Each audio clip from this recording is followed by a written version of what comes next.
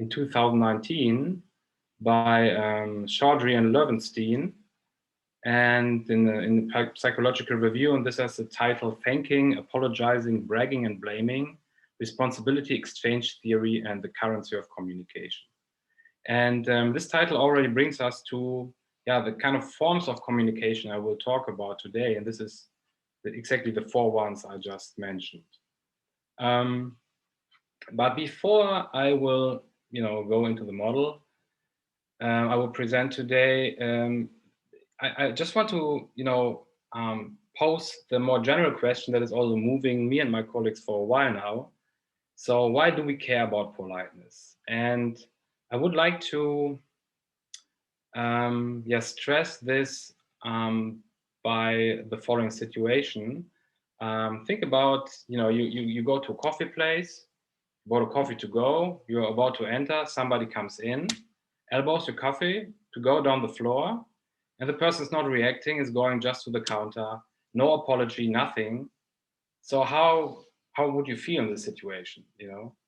I mean, I would feel very, let's say, pissed, because why is the person not, at least giving me an apology? So why is this apology so important? It's just words, and then we go our way. In the worst case, best case, the person buys me new coffee, but at least this apology is important to me. So why do we care about these words? Especially a person we will probably never see again in our life. Second situation, you're in the supermarket, you are last in line.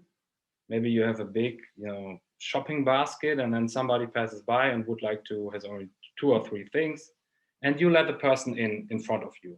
The person is not saying thank you, nothing, as just taking the position.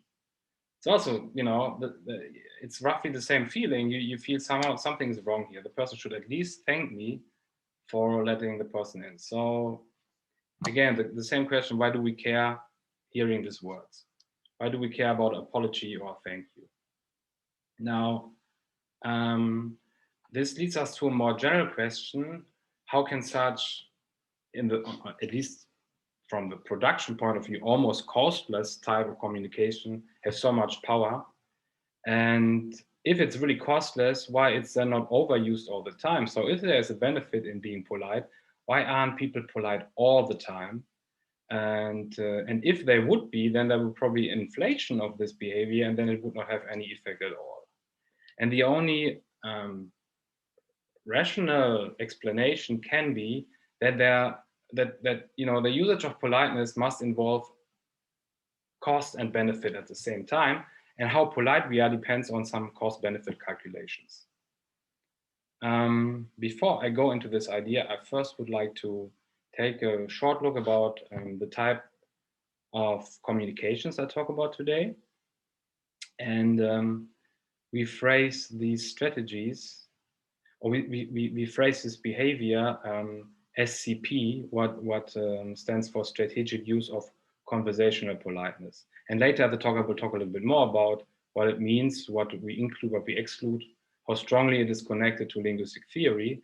But for the time being, this is how we phrase it. And we have these politeness strategies. One, as I said, is thanking. Some examples, we can jump over them, but the function is probably the speaker gives credit to the hearer.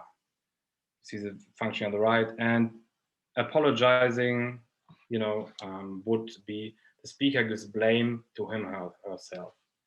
And this is what brings also the other 2 forms of rather non-polite, communication forms or behavior into play, bragging and blaming.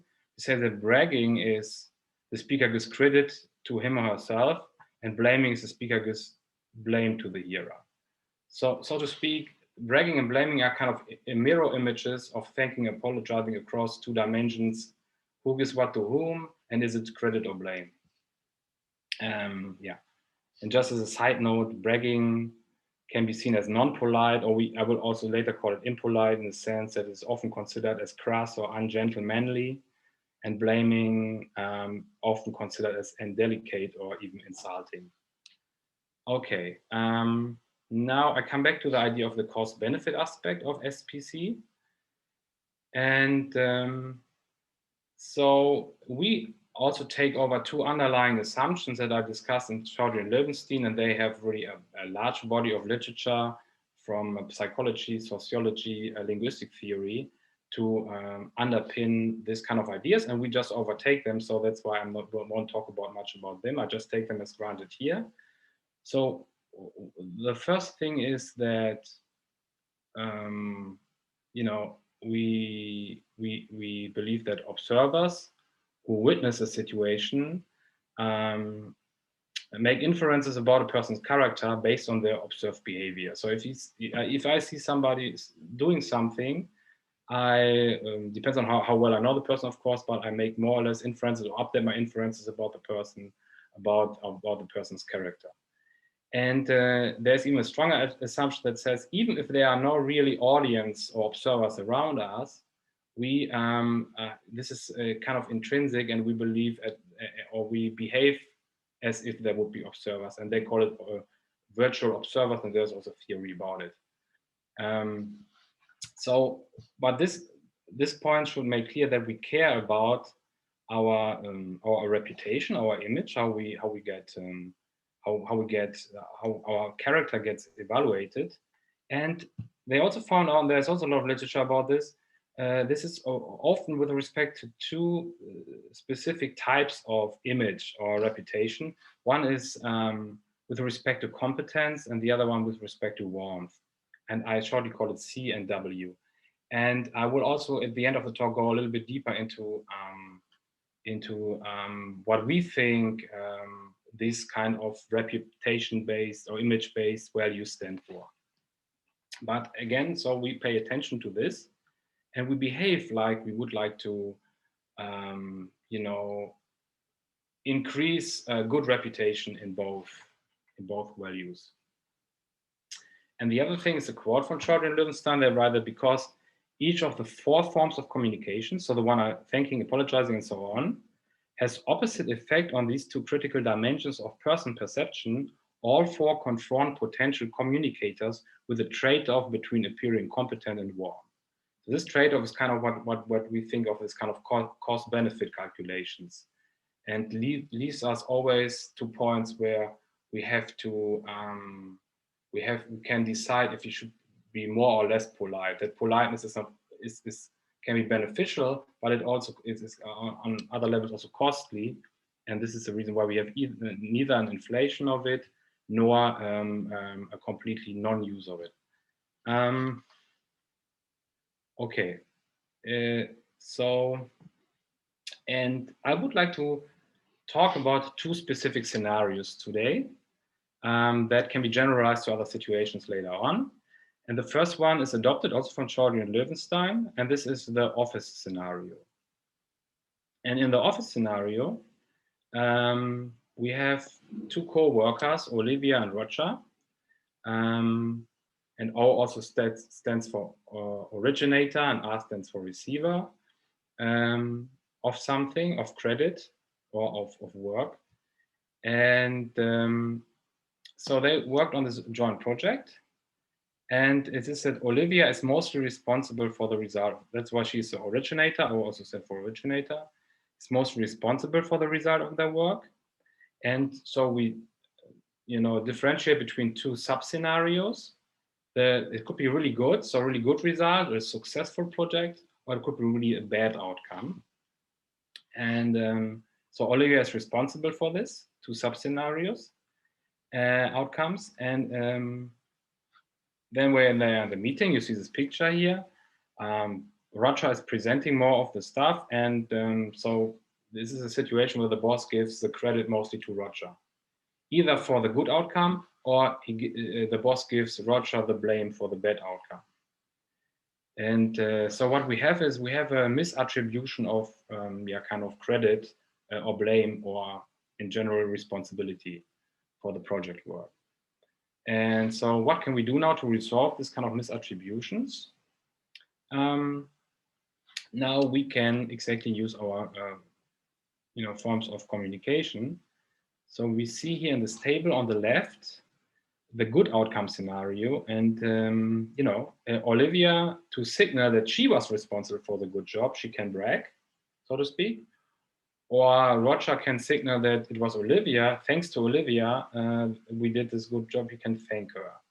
And if both of communication have the same effect with respect to competence in the face of the boss, the competence interpretation, Roger loses because the boss at the beginning thought Roger was responsible for the good thing, and Olivia gains competence in this aspect. And then the bad outcome scenario would be the mirror image. So the competence reputation would move from Olivia to Roger. Now, what's with warmth? So warmth is more connected to only the speaker in our model. So what you can see here is the update of the warmth of the originator goes down if Olivia is bragging because it's impolite, and the warmth of Roger would go up if he is thanking because it's polite, and yeah, the other have no update because in our theory it has only effect on the speaker, so to speak. And then the bad outcome scenario would look like this.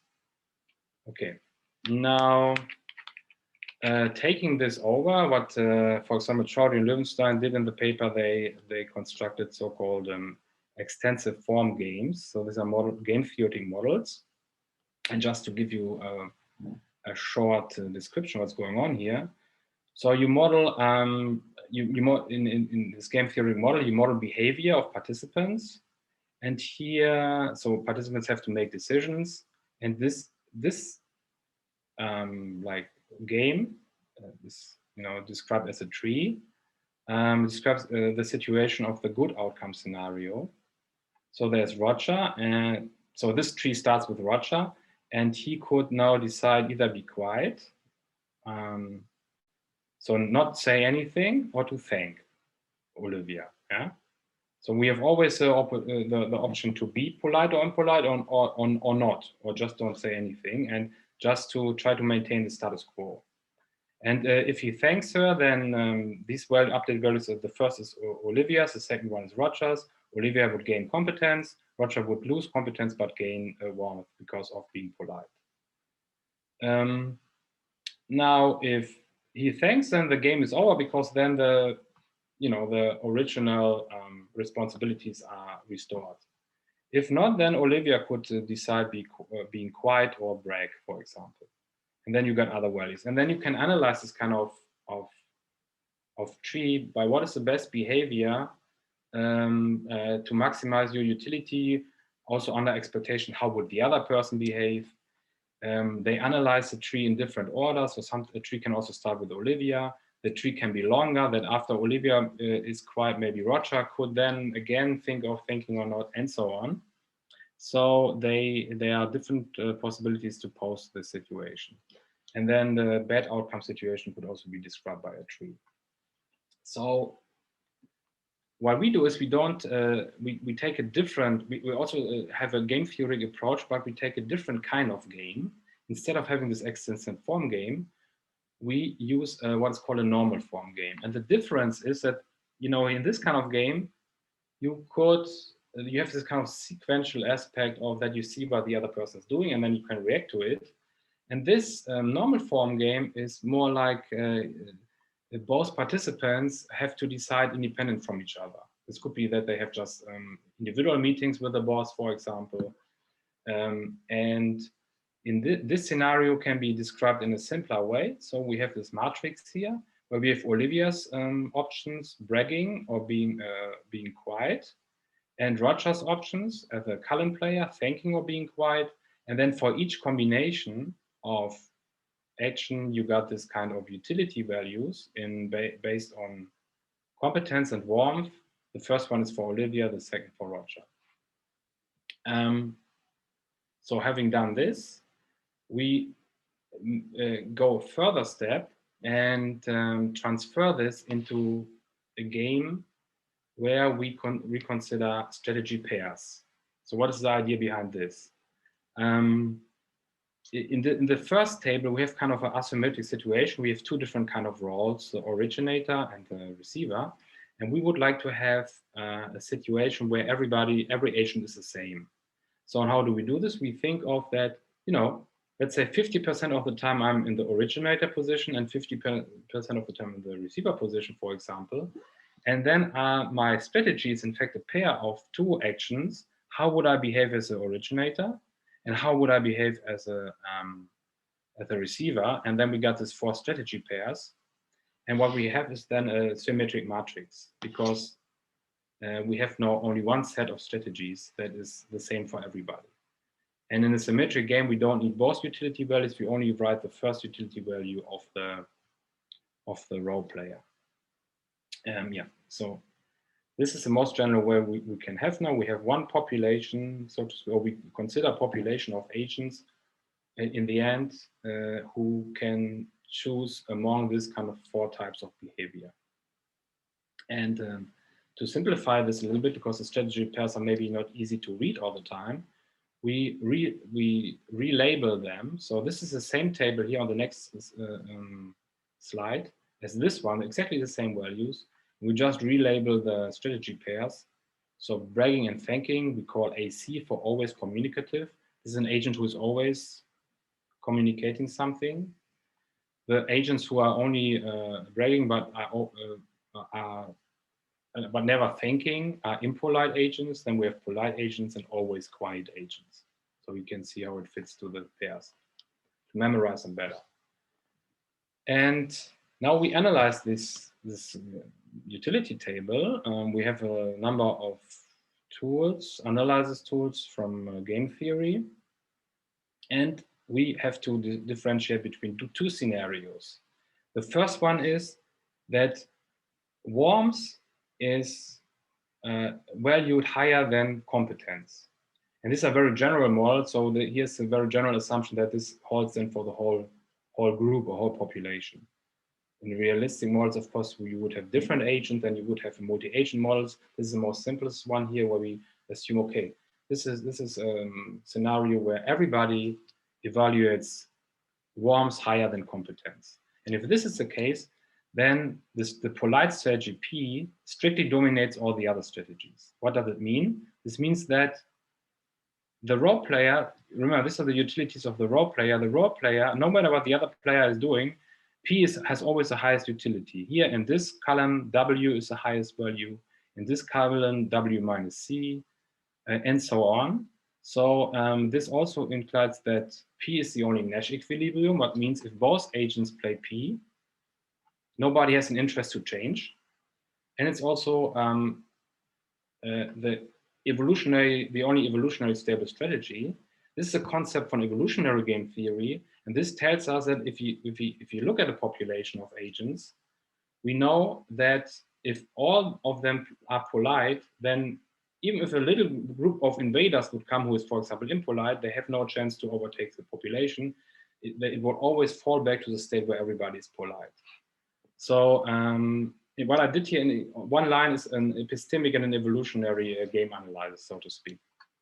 But the point to take home here is that, yeah, to be polite in this kind of scenario is the only reasonable strategy, is the only evolutionarily stable strategy that would be expected in a population to be used.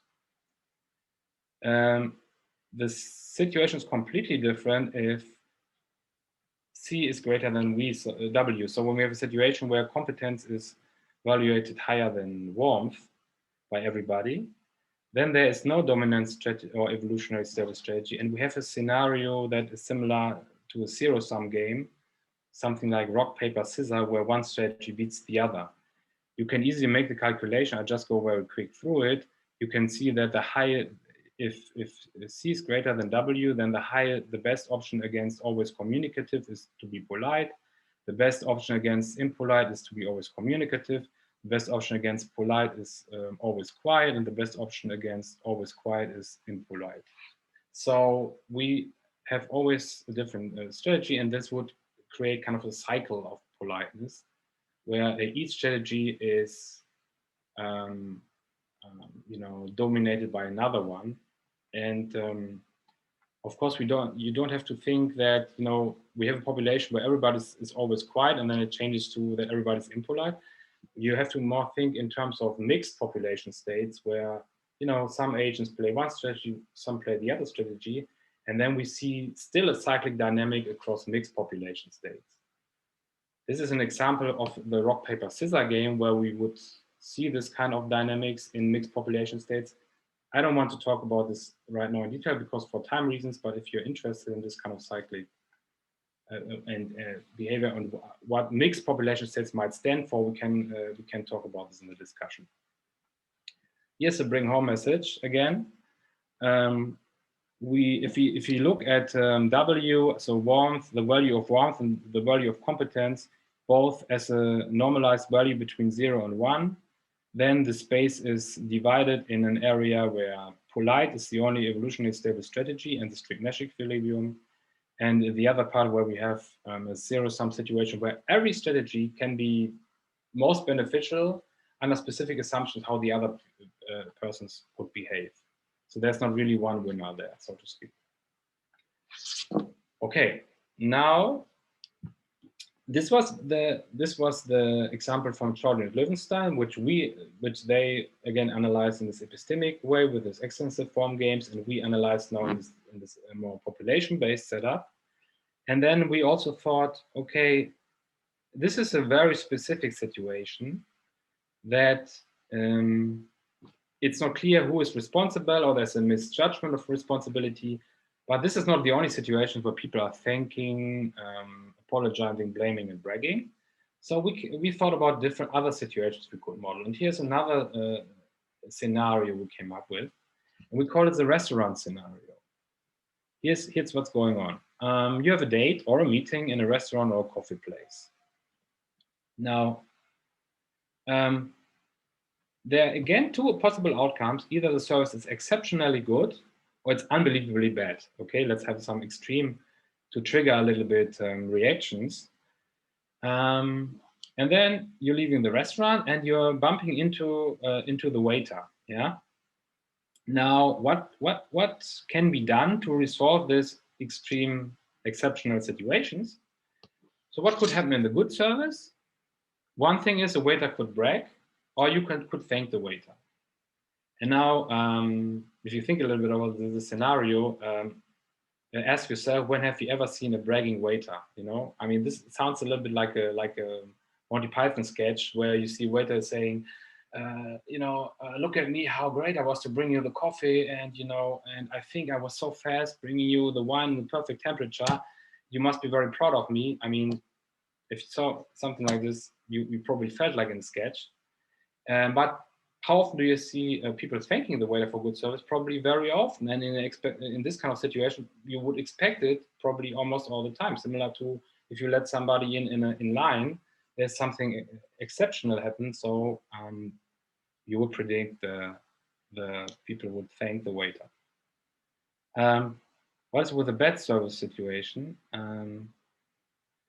So would you expect the waiter to apologize? Sometimes, yes, if it's not unusual that waiter will say, "I'm so sorry that I, ruined your nice shirt with a glass of wine or something." But of course, you would also probably from time to time see complaining customers who say, this was really not your best day, pal, today. I mean, the food was almost cold when we got it. So yeah, so here we probably would expect both. Now, before I come to the analysis of this scenario, I just want to make again clear what's the difference between the office scenario that I presented at the beginning and the restaurant scenario. So in the office scenario, the quality of the outcome is well known to the boss. He knows if the job was good or bad, but the true responsibility must be signaled by our communication strategies. In the restaurant scenario, it's exactly the other way around, because the true responsibilities are common knowledge. If somebody is responsible for the bad service in a restaurant, is for sure the waiter and never the customer, that's for sure. But the quality of the outcome must be not known to the other. Let's say the audience here would be the other people in the restaurant, or we have still the virtual spectator if nobody is there. So the quality of the outcome must be signaled here. So this is a little bit the difference between these situations. And therefore, this restaurant scenario also leads to kind of different utility tables. And I don't want to go into detail here, good service, bad service. But when we do the same analysis as before, so we make a, we make a utility table of strategy pairs. I don't have it here because I don't want to go too much in mathematical details again.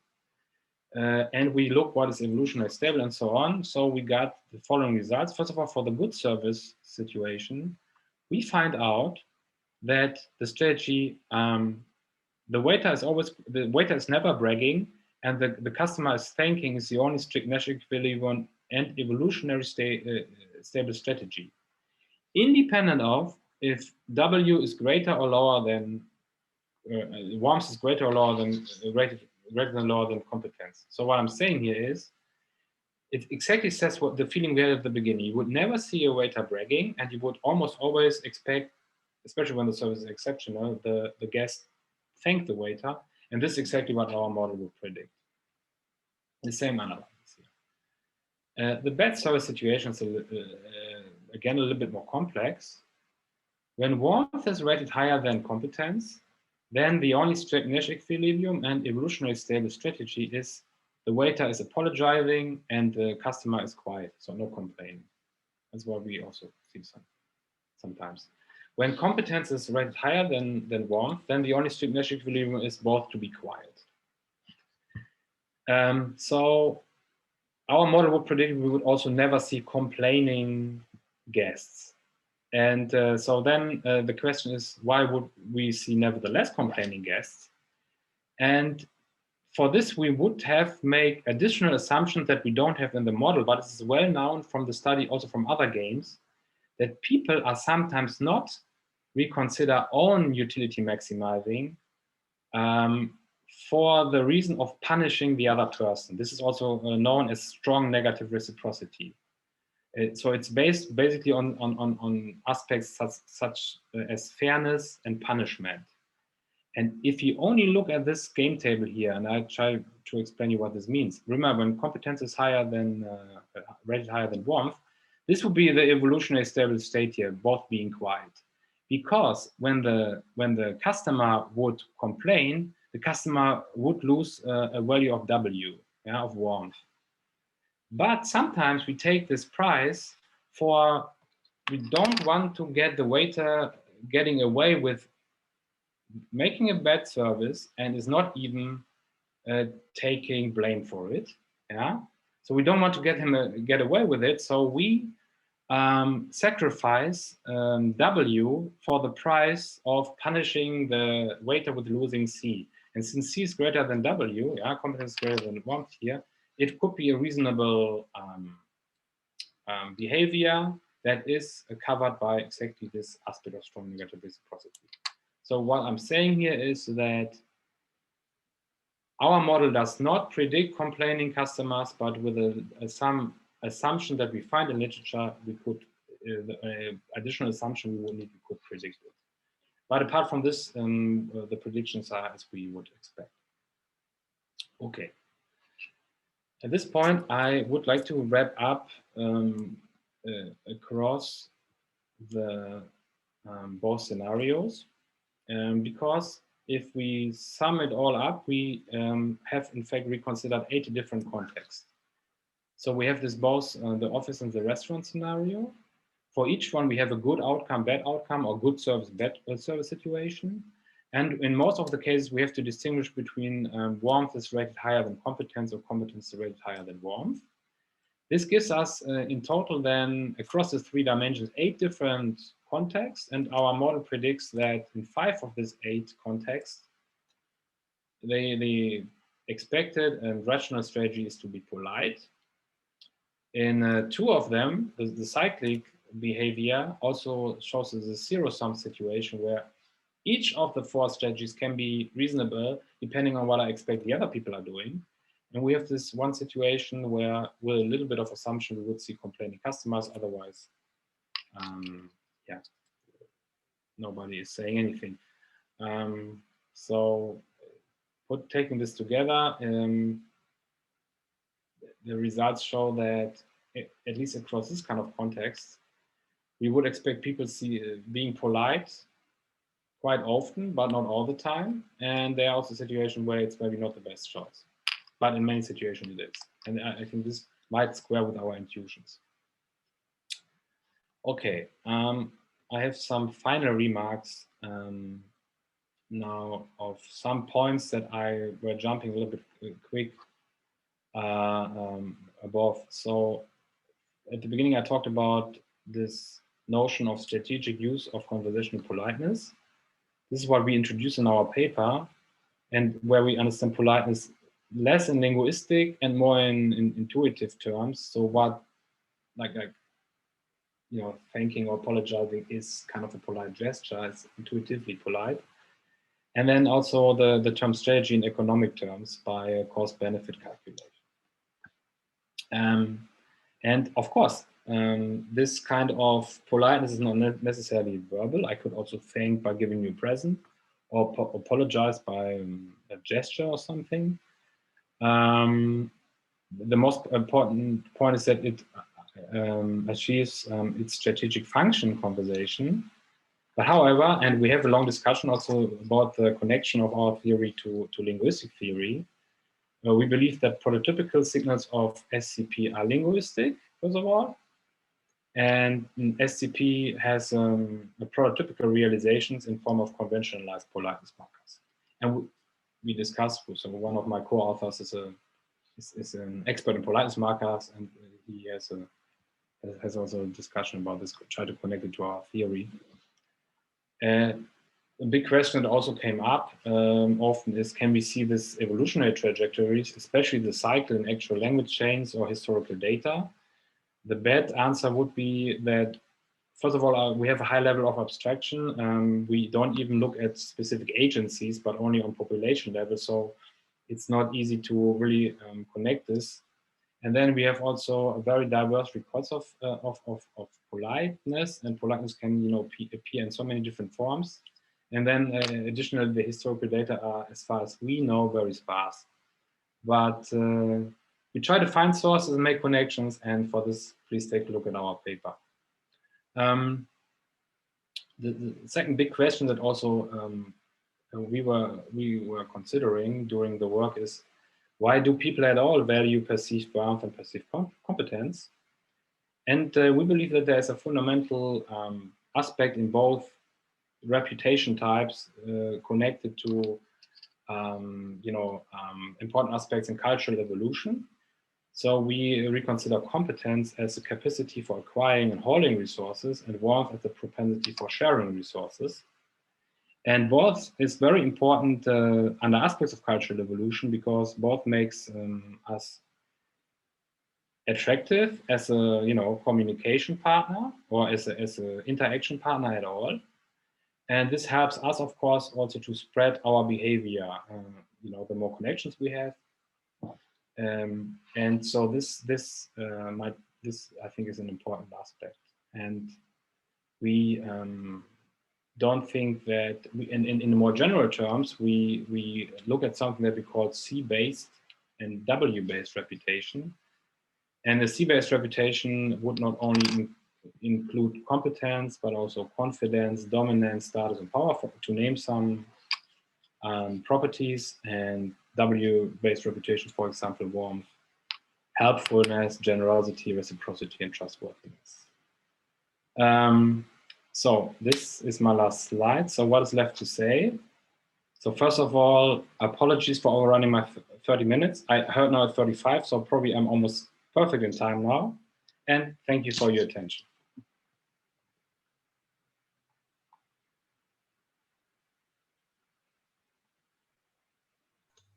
Yeah, thank you. That was exactly on time.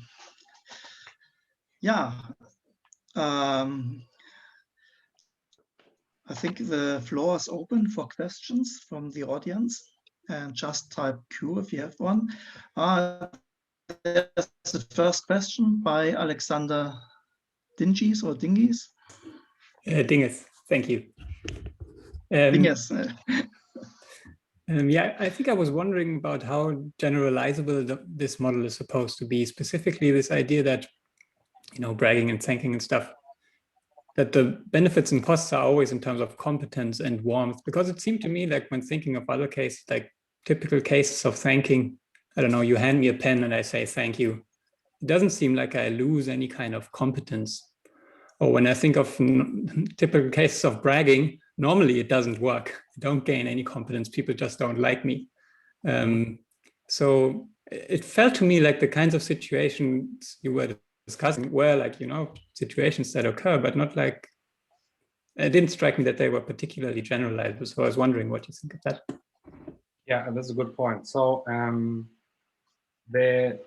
I only talked in very detail, in fact, about the first scenario, and there we have exactly this kind of situation where thinking is always a loss of competence. I haven't discussed, for example, the second scenario more, but this we also use this scenario because this is exactly one where thinking does not involve a loss of competence. So I haven't taught this, but what is really invariant across different situations, what we believe, is that polite behavior makes an increase of warmth, and impolite behavior a loss of warmth. But how the competence is lost or not lost is different from situation to situation. And this is also the reason why in the second scenario, the predictions are different, right? So the results are different of the analysis. This is exactly because the payoff table are made in different ways. And the more interesting, or not more interesting question, but the next question should probably be, how many more scenarios are there that affect especially competence in different ways, to have a more holistic picture of it. But as your example showed, you cannot generalize how from my point of view, how thinking, apologizing, the other forms affect competence. This is really different from situation to situation. Yeah.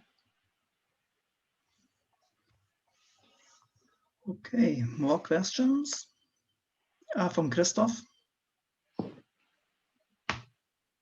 Here we go. Yeah, it was quite interesting. I was thinking about the table you had in the beginning with the 4 types and the way the definitions work, right? I was totally on board with complaining versus apologizing, but I was wondering about the bragging. So, I mean, the thanking seems to be straightforward, but shouldn't bragging be shouldn't thanking be defined as kind of giving credit where credit is due, as opposed to just whether credit is given or not at all? Because for bragging, I wasn't quite sure how that worked in the model. Is it the originator basically just speaks up and says, okay, this is my contribution, just to sort of put it out there, or is it actually bragging? Is it making the originator's contribution seem bigger than it actually was? Okay, I see. Yeah. So with the way that, does it truly invert, or is it thanking as giving credit where credit is due, and in the inverse, exaggerating? That's a good point. Yeah. I see. I have never thought about this because we adopted the term bragging from the Jordan Löwenstein paper, and it is understood as making aware of the good service I actually did. So also the waiter, for example, could say I did a great service because he actually did. So it's not meant in the way that I say, I come up with something that I didn't do just to make myself looking bigger than I really am. No, this is not in the, we don't consider this kind of cases. So this might be the question if bragging is a good term for this, but independent of the term, the important point is that we're in a situation where I have the, I can decide if I want to make public what I did, the good thing I did or not. And I think everybody of us knows this. It's somehow much more evaluated if somebody else says this about us as we do. I mean, if somebody else tells me, Roland, you're just great, it has a different effect as I say, hey, guys, I'm just great.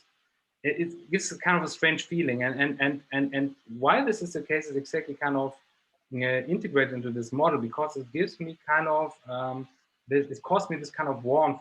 I'm considered as yeah, maybe self-involved, you know, the opposite of kind of really like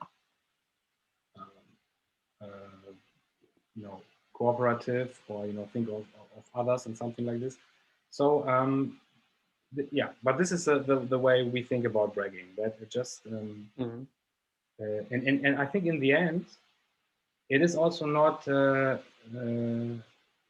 important if in both scenarios, because in either way, no, okay, it is important. It is important.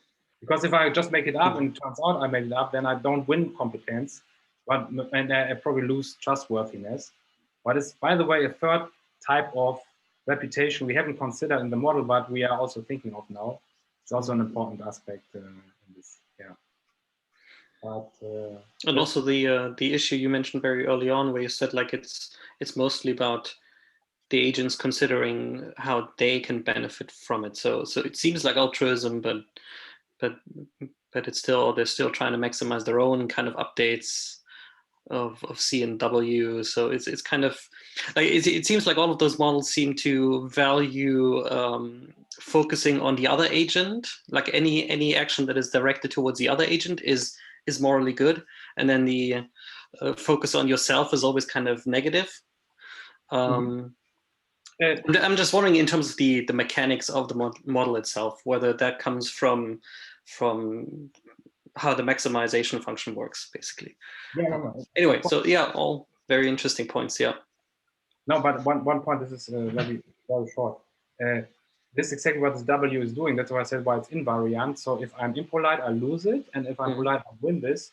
This value of warmth, and this kind of represents a little bit this what you can also find in linguistic theory, that this politeness maxims, for example, often say that when I'm polite, I try to make my position as low as possible, and I make the other look as good as possible. Yeah. Yeah. And this you find in a lot of politeness maxims, and this is kind of integrated in this value of warmth as a reputation value.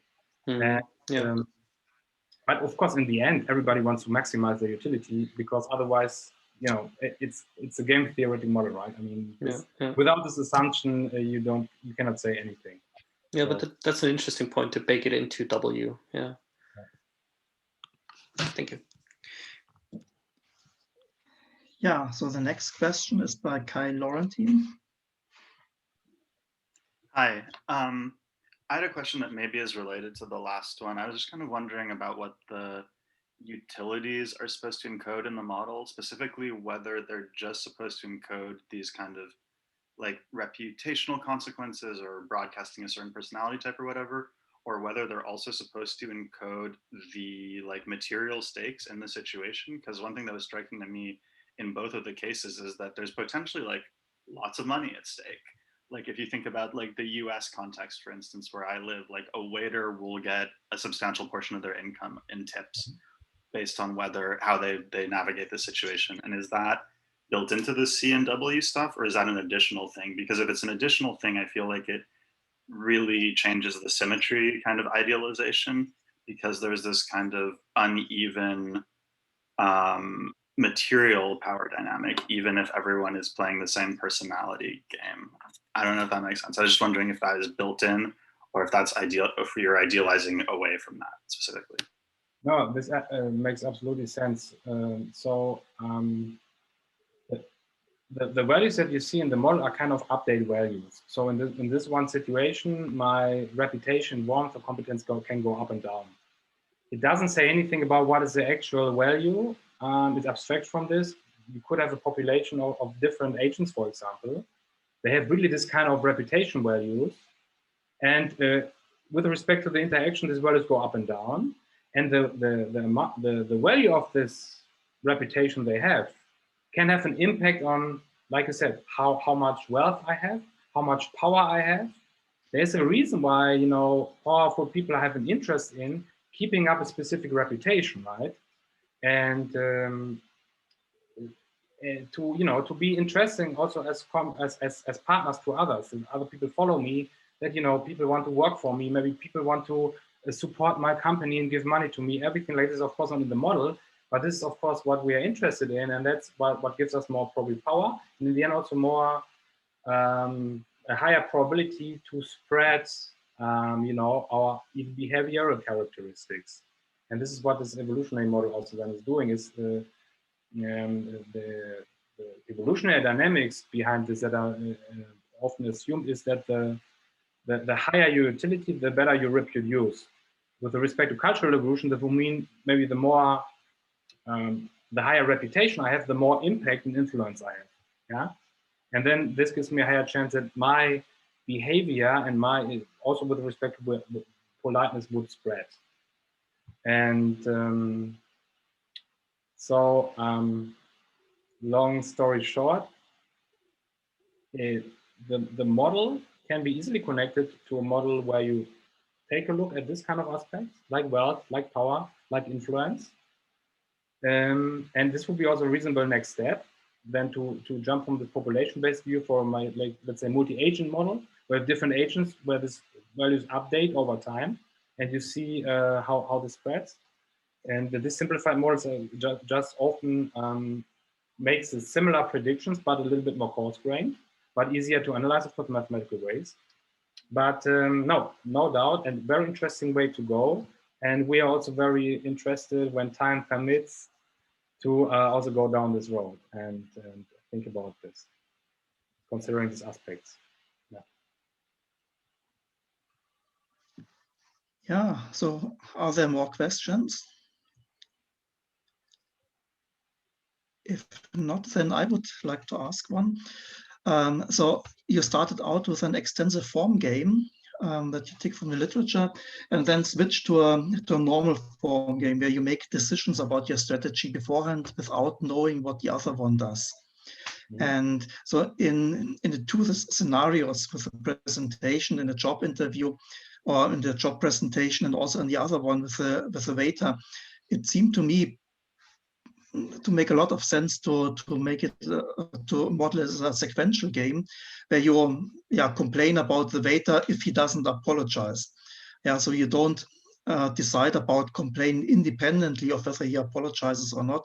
And also in the job presentation scenario, you brag or claim your credit if the other one steals it from you.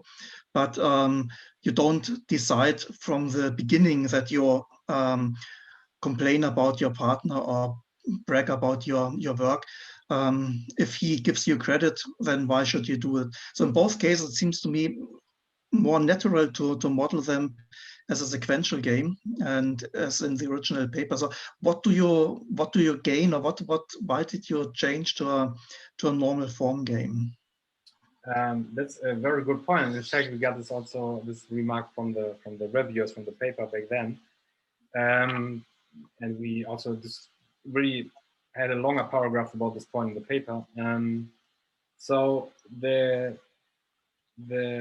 one point is that I also agree the sequential game would be a more realistic description of the scenario. In both cases, you're right. When the waiter apologized, I probably wouldn't complain.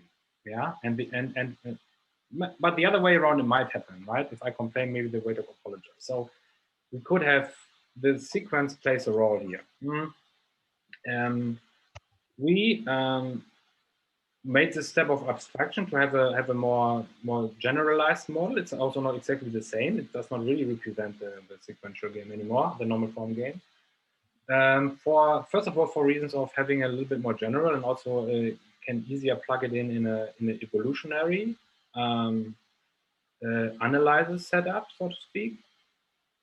And then it turned out that these strategy pairs, where agents do both, do not appear as in the solution concept as stable states or as results.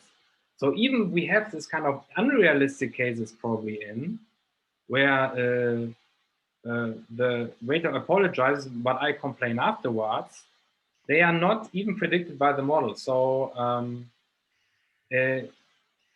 whereas in the sequential game, I make already the decision to rule this kind of unrealistic strategies out. In the evolutionary setup, my solution concept does the job for me.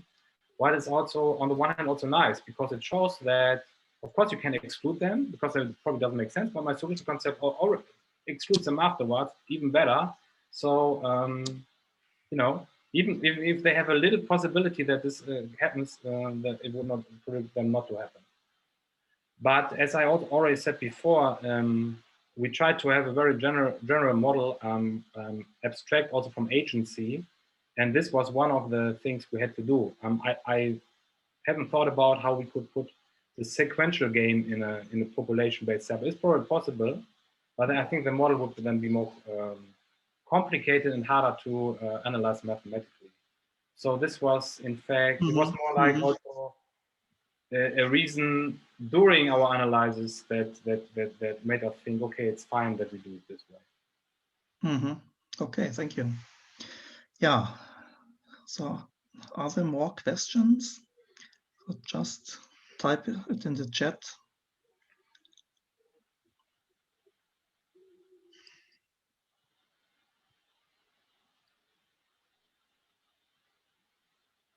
No?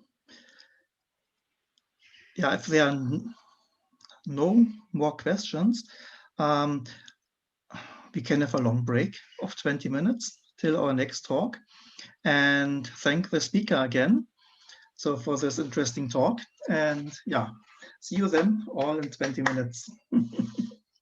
Thank you for watching me.